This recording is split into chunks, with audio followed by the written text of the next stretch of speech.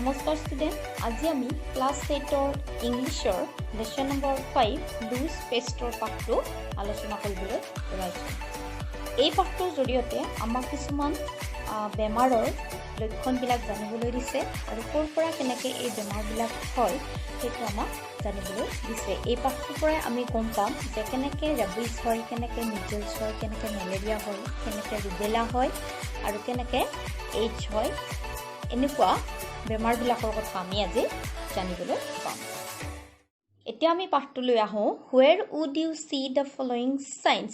ইয়াতে কৈছে যে তুমি তলত দিয়া এইবিলাক যে চিনবিলাক দি দিছে, এইবিলাক তোমালোকে ক'ত দেখিছা বুলি কৈছে যে দিছ Chinese mention the names of some deadly disease.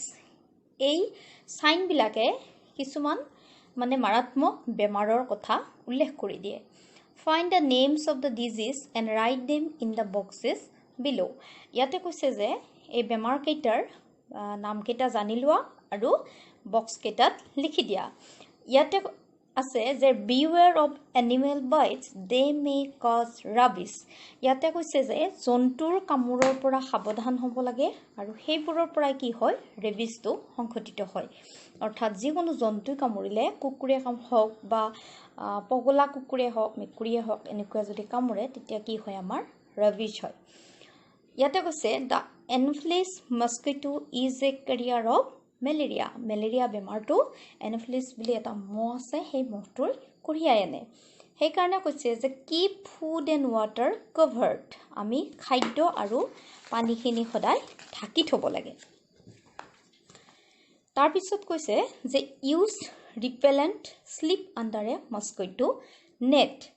কৈছে যে ইউজ ৰিপেলেণ্ট মানে হ'ল যে প্ৰতিৰোধক ব্যৱহাৰ কৰিব লাগে আমি। তাৰপিছত কৈছে শ্লিপ আণ্ডাৰ এ মস্কিটো নেট, আমি সদায় আঁঠুৱা ব্যৱহাৰ কৰি শুব লাগে। আৰু ইয়াৰ ফলত আমাৰ মেলেৰিয়া নহ'ব। যদি আমি এইখিনি কাম নকৰোঁ তেতিয়াহ'লে আমাক মহে কামুৰিব আৰু মহে কামোৰাৰ ফলত বা মহে এই পানীত বা খাদ্যবস্তুত কণী পৰাৰ ফলত সেই পানীটো বা খাদ্যবস্তুটো যদি আমি খাওঁ তেতিয়াহ'লে আমাৰ মেলেৰিয়াটো হোৱাৰ চান্স থাকে। তাৰপিছত ইয়াতে কৈছে যে prevention is the only cure for AIDS. AIDS নিৰাময়ৰ একমাত্ৰ উপায় হৈছে প্ৰতিৰোধ। গতিকে আমি এইডছটো নিজে নিজে প্ৰতিৰোধ কৰিব পাৰোঁ। অৰ্থাৎ আমি যদি সাৱধান হওঁ তেতিয়া আমাৰ এইডছটো নহয়। এইটো তেজৰ জৰিয়তে মানুহৰ এজনৰ দেহৰ পৰা আন এজনৰ দেহলৈ বিয়পে। ইয়াৰে এইডছটোৰ ফুল ফৰ্ম হ'ব যে A for acquired, I for immuno, D for deficiency আৰু এছ ফৰ চিণ্ড্ৰম। এই পাঠটোৰ পৰাই আমি গম পাম যে লুইছ পেষ্টৰে কেনেকৈ ৰাবিছ বেমাৰটোৰ অৰ্থাৎ জলাতংকৰ ৰোগবিধৰ কেনেকৈ প্ৰতিষেধক তৈয়াৰ কৰিছিল তাৰ বিষয়ে আমি এই পাঠটোত পঢ়িবলৈ পাম। মিজেলছ is a deadly disease. It can lead to pneumonia, diarrhea, other life-threatening complications. মিজেলছ এবিধ মাৰাত্মক ৰোগ। ইয়ে নিউমোনিয়া, ডায়েৰিয়া আৰু জীৱনৰ প্ৰতি আশংকাজনক ৰোগৰ সৃষ্টি কৰিব পাৰে। Rubella is caused by a virus. Rubella infection during pregnancy can lead to children born with congenital birth defects as blindness, deafness, mental retardation, congenital heart defects. Rubella ভাইৰাছৰ দ্বাৰা সংঘটিত হয় আৰু ইয়াতে কৈছে যে যেতিয়া আমাৰ গৰ্ভৱতী মহিলাৰ ৰুবেলা বেমাৰটো থাকে তেতিয়াহ'লে কি হয় যে শিশুটোৰ বিভিন্ন ৰোগ হ'ব পাৰে। অন্ধত্ব হ'ব পাৰে, ব্লাইণ্ডনেছ, ডিফনেছ অৰ্থাৎ বধিৰতা হ'ব পাৰে বা মানসিক মেণ্টেল ৰিটাৰ্ডেশ্যন, মানসিক বিকাৰগ্ৰস্ত হ'ব পাৰে আৰু অংগ বিকৃতি আদি হ'ব পাৰে। Let's read about Louis Pasteur. এতিয়া আমি লুইছ পেষ্টৰৰ বিষয়ে অলপ পঢ়ো আহা। Louis Pasteur found a cure for rabies, one of the deadliest disease of the 19th and 20th century. ইয়াতে কৈছে যে 19 আৰু 20 শতিকাত এবিধ অতিকৈ মাৰাত্মক ৰোগে বিয়পি ধৰিছিল আৰু এই মাৰাত্মক ৰোগবিধৰ বাবে লুইছ পেষ্টৰে ওলোৱা আৰোগ্য বিধান সম্পৰ্কে আমি এতিয়া অলপ পঢ়িম আহা। One day, a boy called Louis Pasteur was playing with his friends in a bush. a small town in France. Suddenly he saw a man running towards him. The man was very frightened. What is the matter? Louis asked him. Someone has been bitten by a mad wolf from the mountain.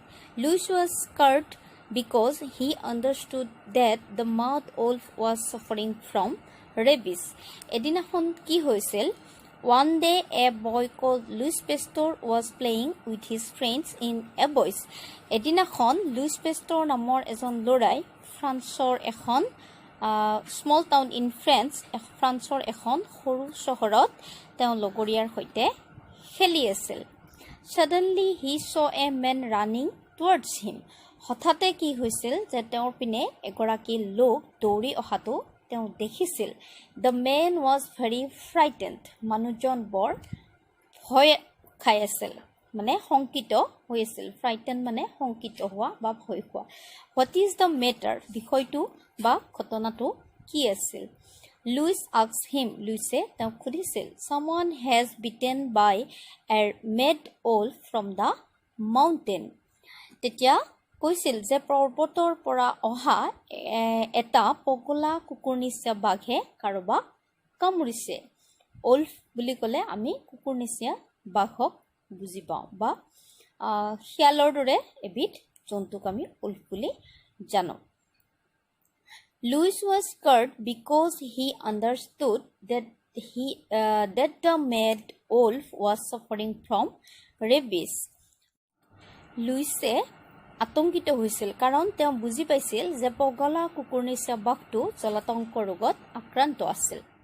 Rabies is a viral disease that causes inflammation of the brain in human and other mammals.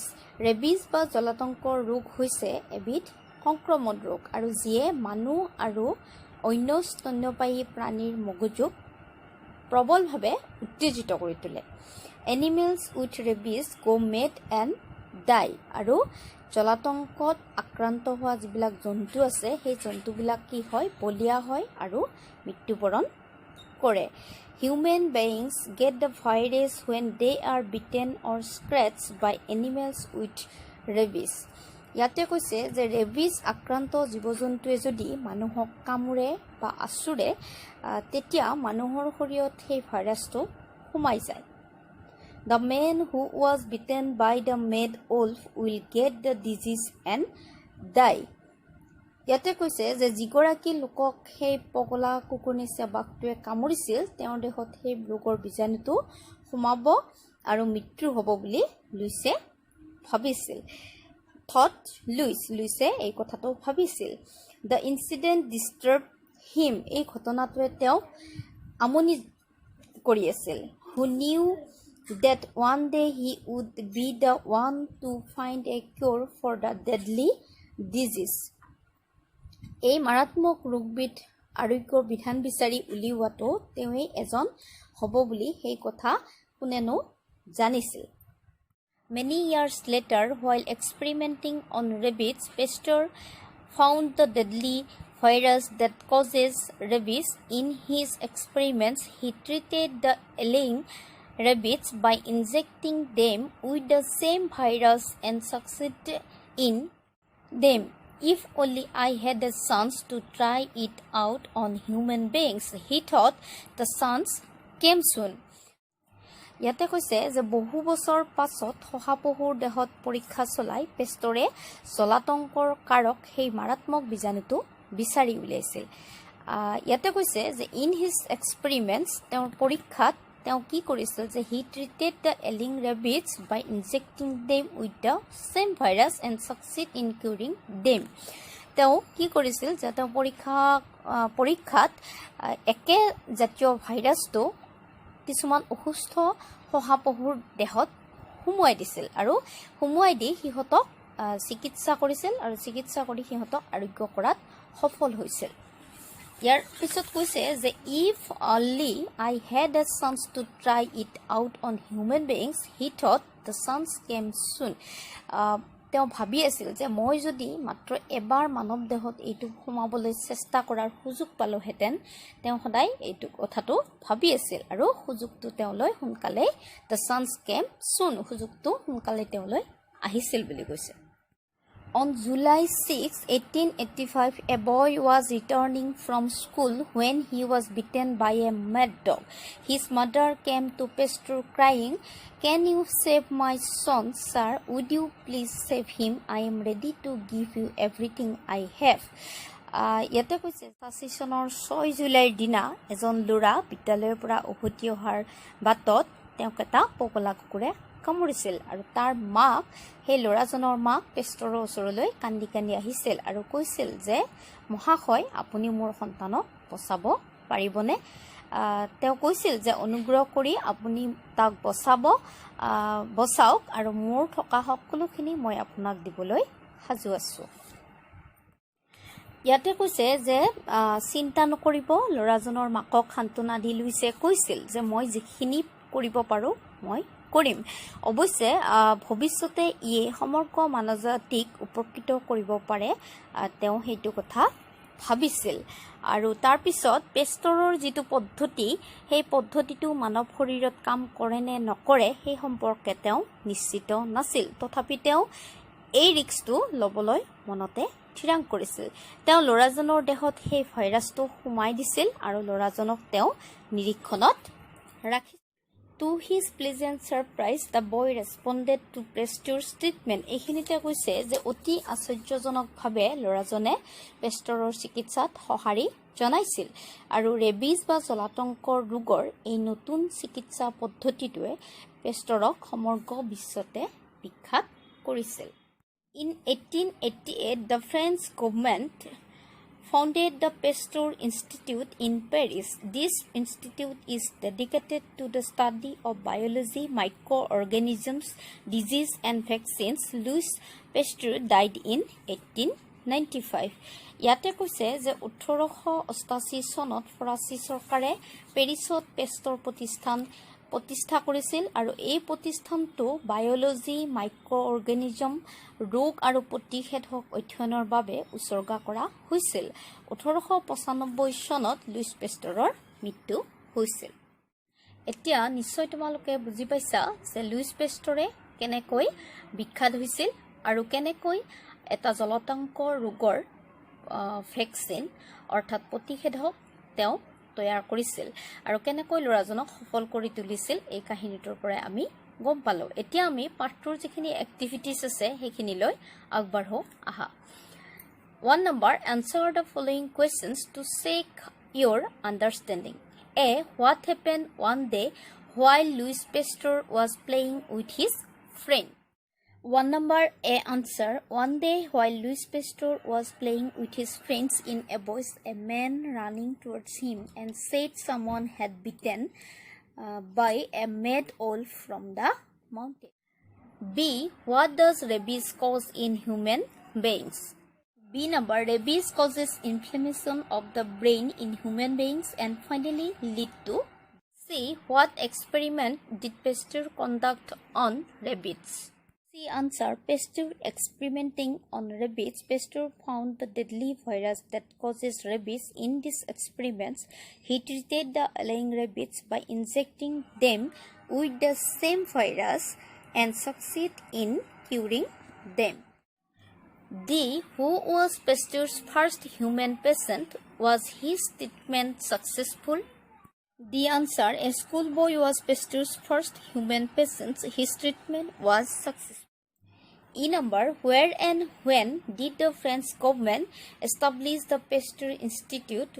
what is it famous for E number answer in 1888 the French government founded the Pasteur Institute in Paris this institute is famous for new method of treatment of rabies this institution is dedicated to the study of biology microorganisms disease and vaccines 2 number you must have noticed that the lesson has many words related to disease read the lesson carefully and note down all these words in the word web below one has been done for you disease virus etu kori dia ase tar pisot ami likhibo paro this is rabies viral diarrhea pneumonia malaria rubella or blindness. 3 number, here are 5 friends sharing information about disease. Complete their dialogues with information from the lesson. A. Pooja, beware of animal bites.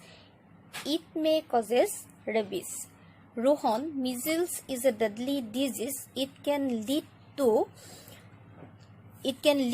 pneumonia, diarrhea, other life-threatening complications.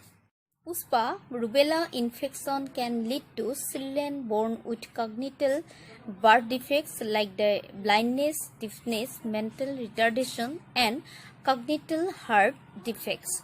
Jumon, the Anopheles mosquito is a carrier of malaria.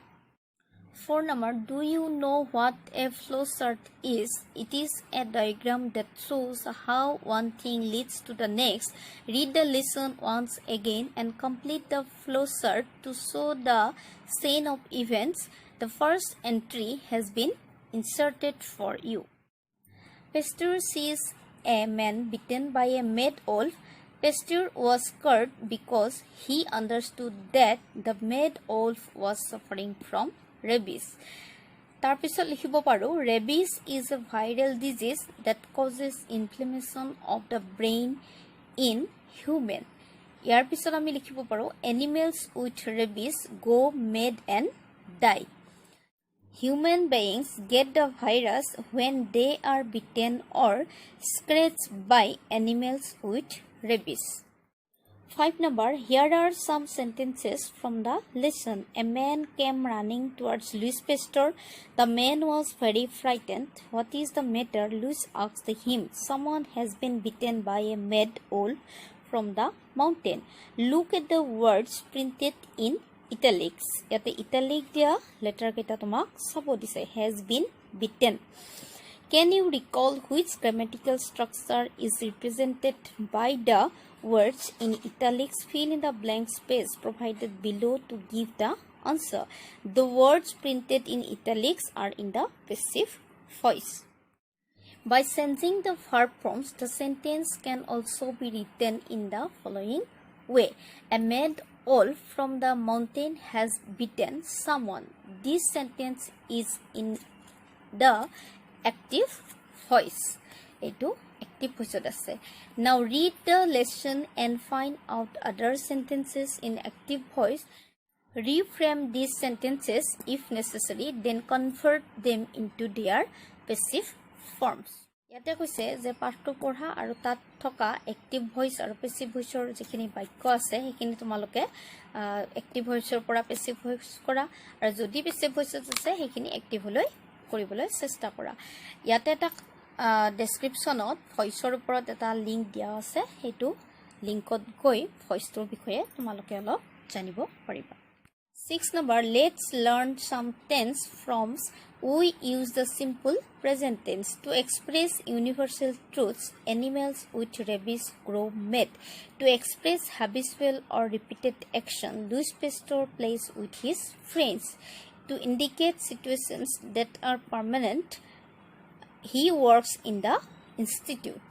Yate tensor bikhoy dise simple tense ব্যবহাৰ কৰি লিখিছে তোমালোকে টেন্সৰ ওপৰতো এটা মই ডেসক্ৰিপচনৰ link দি দিছো হেতু তোমালোকে চাব পাৰিবা We use the present continuous tense to express an action that is presently going on.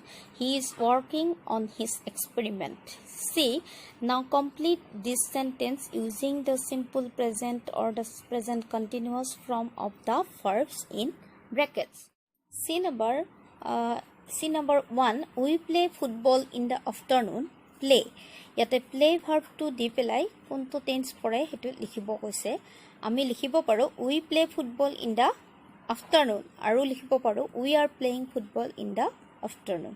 The sun rises in the east. Don't make a noise. The baby is sleeping. Someone is knocking at the door. Can you hear it? Knock. Yate knock verb di likhibo rise.